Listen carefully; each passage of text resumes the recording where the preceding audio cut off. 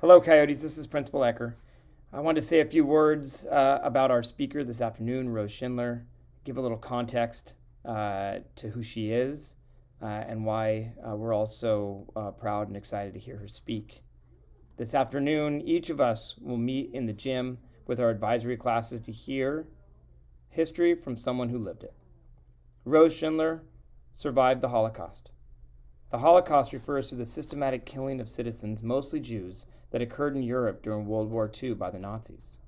During this time, 1938 to 1945, the Nazis rounded up millions of Jews, the handicapped, LGBTQ individuals, and others, and sent them to extermination camps and work camps. We tell these stories of history over and over again to make sure that we do not forget what went right and what went wrong, so terribly wrong, in human history. We do this so that we could better take care of others today and lead towards an even better tomorrow. Rose, with the rest of her family, was taken from their home in what was Czechoslovakia and sent to another country, Poland, to Auschwitz-Birkenau, the largest and most deadly concentration camp during World War II. She was 14 years old. On the second day in Auschwitz, amazingly, her father found her, implored her to stay together with her sisters. He said, "Stay together, survive, and tell the world what they're doing to us." Rose never saw her father again. Of the 1.3 million people brought to Auschwitz, 1.1 million never made it out. Miraculously, Rose and her sisters did survive. They beat the odds, and now Rose dedicates her life in the fulfillment of her father's wish. While the story is heartbreaking, she is committed to sharing it with as many people as she can for as long as she is able. I am extremely proud to welcome Rose to CHMS today. So proud that we can learn from Rose, and so that we can do our part to never forget, so that we can be part of a world that pushes back against the targeting of individuals because of race, religion, gender, country of origin. In the words of another Holocaust survivor, Elie Wiesel, the opposite of love is not hate, it's indifference. Today, all of us will hear from a powerful 93-year-old survivor, and what is clearly one of the final times that anybody on this planet will hear directly from someone who survived this tragic event. Following sixth period today, please report to the gym and quietly sit in Coyote community seating, with the exception of our 8th grade students who will sit in chairs on the gym floor. 8th grade advisory teachers will explain which row to report to. I know that each of us will actively listen to what Rose has to share. I know that you will find her presentation moving and unbelievable. However, I will share that we will not permit behavior that detracts from the ability of our students and community members present to miss the opportunity to hear Rose's words. After Rose's presentation, please wait to be excused. If you are interested in staying after the presentation to speak with Rose or purchase one of her books, you are more than welcome to stay and chat. Since this is likely to be after the school day ends, please make sure to let your parents know that you will be late out of school or invite them to park and meet you in the gym. If you have any questions, feel free to ask your advisory teacher or find me. I really hope you gain from today's experience. Thank you. Hey Coyotes, welcome back to another Cmstv. I'm Lola. And I'm Ivana. Today we have stories ranging from an interview with Linda's ice cream shop, Lola's Mexican market and deli, Mr. Snyder, a local artist here in Carlsbad, and much more. Roll the intro. Because Cmstv starts now.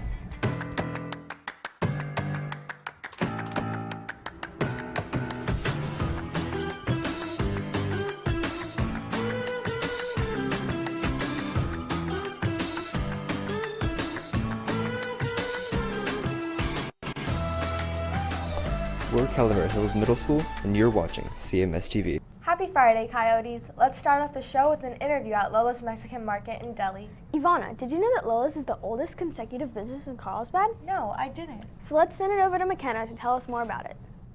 Believe it or not, some of the best restaurants around aren't the ones that have fancy dishes on the menu with famous chefs in the kitchen, but the hole-in-the-wall restaurants that are built around family and community. And Lola's Mexican Market and Deli definitely fits into that narrative. Opened in 1943, Lola's Mexican Market and Deli has sat on the corner of Roosevelt Street in Carlsbad Barrio for nearly 80 years, making it the oldest consecutive business in Carlsbad. Since then, Lola's has become a local favorite with its great food and welcoming environment. For Henry, an employee here at Lola since the early 90s, agrees that the atmosphere that his family business creates is like no other. We're low-key, we're out of the neighborhood, just a mom-and-pop place. There's a lot of mom-and-pop places, but it's just been around for a while. But Lola's down-to-earth character is not the only thing that keeps customers coming back. For most Carlsbad residents, this restaurant has been around all their life, and Henry believes that the rich history of this place is one of the most appealing parts of this restaurant. Well, you can feel the history. It's just now that things are changing so fast, we have to realize that we have to be closer to the history. It's being rushed over. We should look at history. Along with the interesting history of Lola's, they are also known for their great and affordable food, earning them 4.5 stars with over 300 reviews on Yelp. The burritos are the favorites. They come in with carne asada or cheese with Next time you are looking for a place that has great food and a low-key environment, Lola's might just be your stop. This restaurant definitely gets a 5-star rating in my book. Reporting for Cmstv from Carlsbad, California, I'm McKenna Coleman, sending it back to the anchors. Thanks, McKenna. I'll have to try it out sometime. Me too. But don't forget, Coyote, state testing is scheduled for the next 2 weeks for 6th and 7th graders, and the next 3 weeks for 8th graders. Yes, so the first week is English, second week is math, and the last week is science for 8th grade. But moving on, we have another interview with an Aloha Ice employee, sending it over to Brandon. Hey Coyotes, it's Brandon, and today I went down to Aloha Ice, a new shaved ice place in the village, to do a follow-up interview with the founder. Let's check it out. I'm Noelle. I'm the owner of Aloha Ice Co. with my husband Todd. Aloha Ice is a shave ice restaurant that we started in a food truck, and after about a half a year we decided to open a store. And it's just right now it's shave ice with ice cream at the bottom, Hawaiian style, and we have Hawaiian coffee, and we are going to have poke in about a month. Aloha Ice is unique because it's the only Hawaiian shave ice in Carlsbad or North County, and the ice is extremely soft. We want to make it as authentic as possible, and it's cool because you can have ice cream at the bottom, which a lot of people have never tried before, and sweet condensed milk on top. My favorite item is probably the Aloha. You had me at Aloha or the Aloha Rainbow, and the Aloha Rainbow is an actual rainbow with the colors, and the You Had Me at Aloha has our macadamia nut ice cream at the bottom, which is really good. I like meeting all the new customers, and it's really fun to serve something sweet that people are coming in for a treat, so everybody's usually happy. We opened about a month and a half ago, and we had the truck for a year before that. Thanks, Brandon. Next up, we have a feature story with Mr. Snyder, a local artist here in Carlsbad, as well as a former employee here at CHMS. Over to you, Cole. My name is Brian Snyder. I am a Carlsbad artist and a community enthusiast. I live here in the Carlsbad Village, and this is the Alley Art Wall. Brian Snyder, a local artist here in Carlsbad, uses his creative talents to make a positive impact on our city. He gains inspiration from others and the community. My inspiration to become an artist was really the world around me. At a really young age, I was always drawing, always observing, and looking at things in a creative way.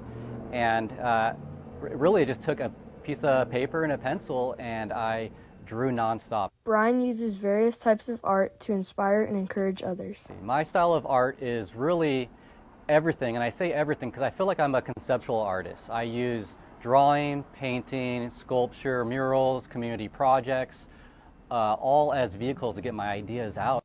His main goal as an artist is to connect people through his art and make Carlsbad a creative community. My creative practice is definitely connecting people. I love creating these experiences that bring, strangers to this wall, for example, and conversations start, connections are made, and before we know it, we have a creative culture. And his final message is to encourage people and inspire people to create art. Reporting for CMSTV, I'm Cole Lohmeyer. That's really cool. Now we have another interview with the delicious ice cream shop, Linda's, sending it over to Marissa and Zero. Hey Coyotes, we went down to Linda's Yogurt and Deli in the Carlsbad Village. Let's take a look.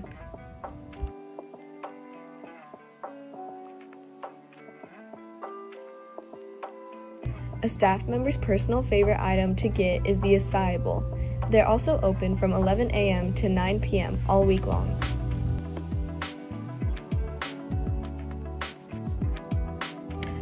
She has been working here since September and loves the customers brought in.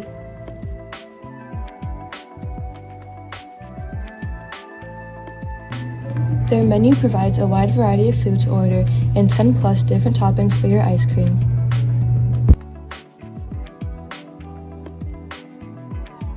As part of working here, she loves that she is able to get free ice cream after work.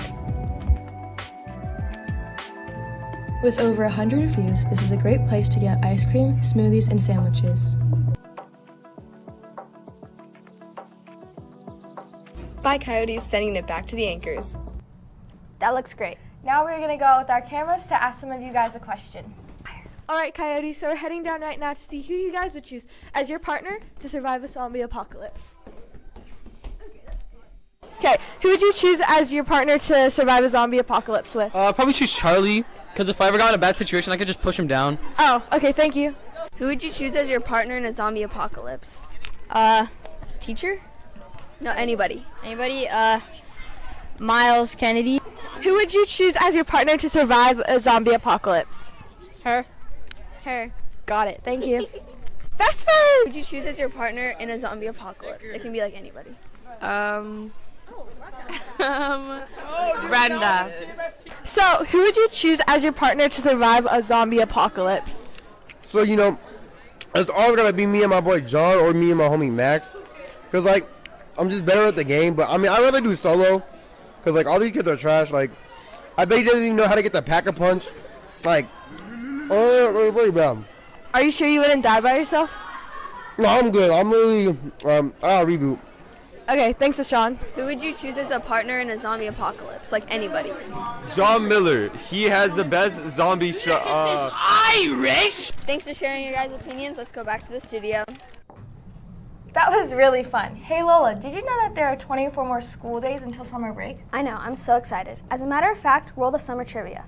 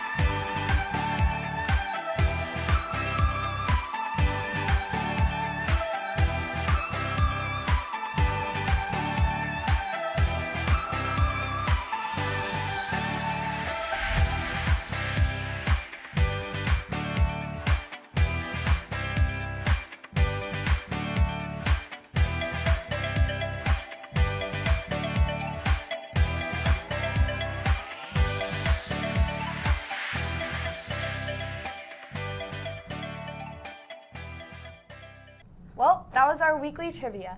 Now we have some announcements from ASB. Over to you.